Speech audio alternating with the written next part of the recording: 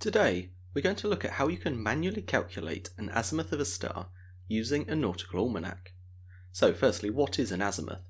If we look in the dictionary, in navigation an azimuth is the arc of the horizon measured clockwise from the northern point to the point where a circle through a given heavenly body intersects the horizon. In normal words, it's just a bearing. The different name comes because we need a way to differentiate between the different numbers that we use measuring celestial bodies. When you calculate the azimuth of a celestial body, you're just calculating its bearing from your position. So first off, we're going to need a set of starting information before we can even enter the almanac. We're going to assume a position of 27 degrees, 10.2 minutes north, 043 degrees, 35.9 minutes west, which places us somewhere in the middle of the Atlantic. The date we're going to say is February the 16th, 2018. Our local time is 03:30 and 15 seconds, and our time zone is UTC-3. This means that we're going to need to add 3 hours to our time to get to universal time. So it's 06:30, 15 seconds, universal time. The star that we're interested in is Vega. Now the method for actually selecting the star is beyond the scope of today's tutorial, as we're just going to be looking at calculating the azimuth itself. With that information we can then enter the almanac. As always, we will be using the almanac available from thenauticalalmanac.com, so you can head over there if you want to get your own copy. First off, we need the daily pages for our date. So in our case it's pages 32 and 33. Now there are a few things to note here. Notice for Aries, Venus, Mars, Jupiter, Saturn, the Sun and the Moon, we're given tables for the Greenwich hour angle, or GHA. But for all the stars, we're instead given this table with SHA, or sidereal hour angle. So what's the difference? Notice how the Greenwich hour angle table gives values that change hourly, but the sidereal hour angles are fixed. The sidereal hour angles are just a way of linking every star to this first column, Aries. What it means is that the almanac can tabulate hourly values for Aries, and then you can transform them using the sidereal hour angles for each star. Now that you know that, you also know that we're going to need to pull the data for Aries as well as the data for our star. Looking at the table for Aries on Friday the 16th, we can pull out the value that corresponds with the time that we need. As with everything in the almanac, we use universal time, so we're going to need row 3 for 03:30. This gives the Greenwich hour angle of Aries as 191 degrees, 03.6 minutes. We're then going to need to use increments to get to 30 minutes past the hour. So we're going to turn to the increments and corrections pages. Depending on your almanac, this will either be within the almanac itself or it may be a separate document. If you're using the same almanac as me, it's a separate document but it's still available from thenauticalalmanac.com. I want the page for minute 30. Each minute has its own table of corrections. Minute 30 is here on the left, with each row of the table representing 1 second. As we need 30 minutes, 15 seconds, we look at row 15 in the 30-minute table.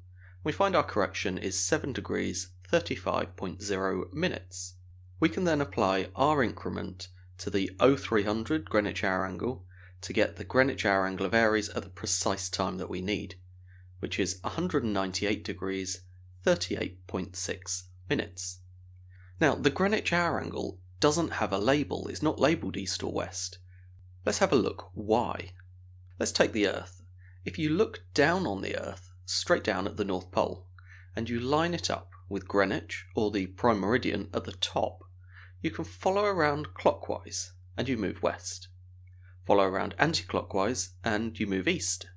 Greenwich hour angles are measuring clockwise from Greenwich, or the prime meridian. It's just a way of referencing bodies on the celestial sphere. We've calculated Aries as having a Greenwich hour angle of 198 degrees, 38.6 minutes, which is just round here. Aries is on the celestial sphere, which is fixed. As the Earth turns, the Greenwich hour angle of Aries changes, simply due to the rotation of the Earth.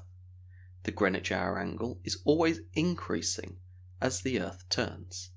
This is why you always add the minute and second increments to the hourly value from the almanac. where we're given the sidereal hour angle of a star is just a fixed distance from Aries. A sidereal hour angle of 0 degrees would line up the star with Aries. 90 degrees would place the star here, 180 would place it here, and 270 would place it here. Stars are effectively fixed on the celestial sphere, so they always maintain the same position relative to Aries. In truth, they do move, but it's insignificant for our purposes. As the Earth rotates, the position of each star changes, but it's the exact same amount as the position of Aries changes, hence the use of sidereal hour angles in place of tabulating every star individually. When you add the sidereal hour angle of a star to the Greenwich hour angle of Aries, you may get a number above 360. If so, you just need to subtract 360 to remove that extra lap of the Earth that you've done in your measurement. So let's have a look at our star. We find the sidereal hour angle of Vega is 80 degrees 37.1 minutes. To find the Greenwich hour angle of Vega at 03:30:15, we add the sidereal hour angle to the Greenwich hour angle of Aries at our time, which we already calculated as 198 degrees 38.6 minutes, and we find the Greenwich hour angle of Vega is 279 degrees 15.7 minutes. But for our calculations, we actually want to turn that Greenwich hour angle into a local hour angle, or LHA. The easiest way to explain this is to look at our diagram again. We can plot the Greenwich hour angle of our star and also mark on our own position.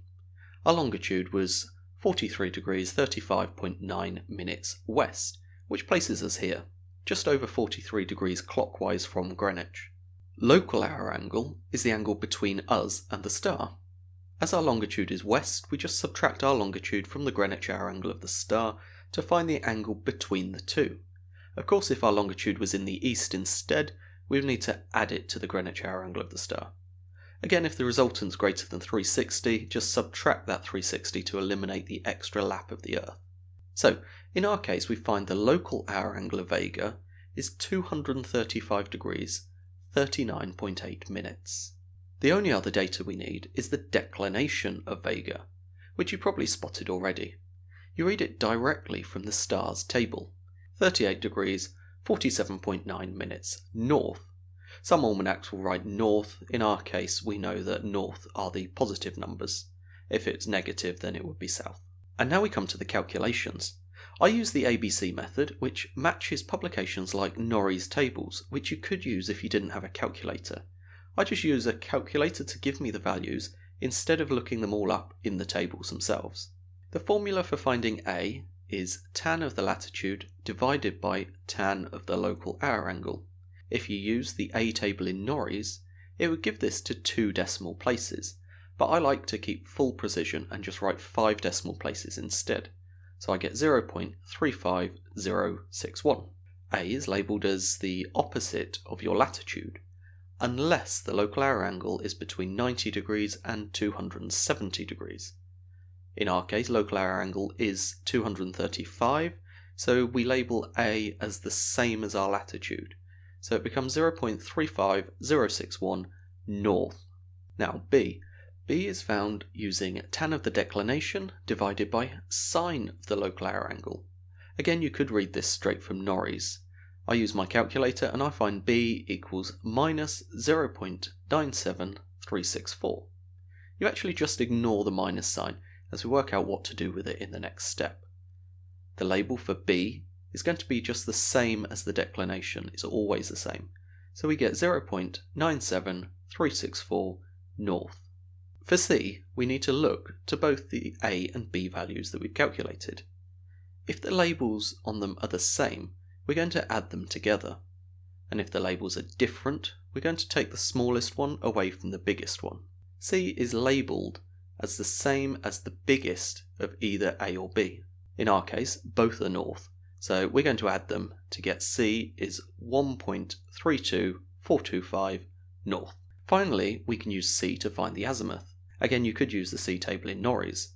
Azimuth equals the inverse tan of 1 divided by C divided by cos lat. Make sure you just put it through the calculator as it is, all at once, to maintain the accuracy. So I'm going to type 1 divided by 1.32425 divided by cos of 27 degrees 10.2 minutes. And then I'm going to inverse tan the result, and I get 40.3 degrees. Now, labelling this value is a little trickier. It needs a north-south and an east-west label. North-south is going to be the same as C, so that's easy. In our case, it's going to be north. East and west depends on the local hour angle. If the local hour angle is less than 180 degrees, the label is going to be west. If it's greater than 180 degrees, the label is east. So in our case, we're going to write azimuth equals north 40.3 degrees east. To turn that into a bearing, we need to use another diagram. The first label is where to start the bearing, and the second label is where the bearing goes towards.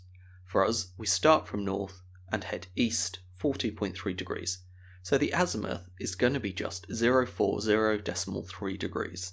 Had it been north something west, it would describe this angle, so the bearing would have to be 360 degrees minus the angle. South something east would be this angle, so you do 180 degrees minus the angle, and south something west would be 180 degrees plus the angle. But you'll get used to this notation the more you practice. So now you've completed the full calculation for the azimuth of a star.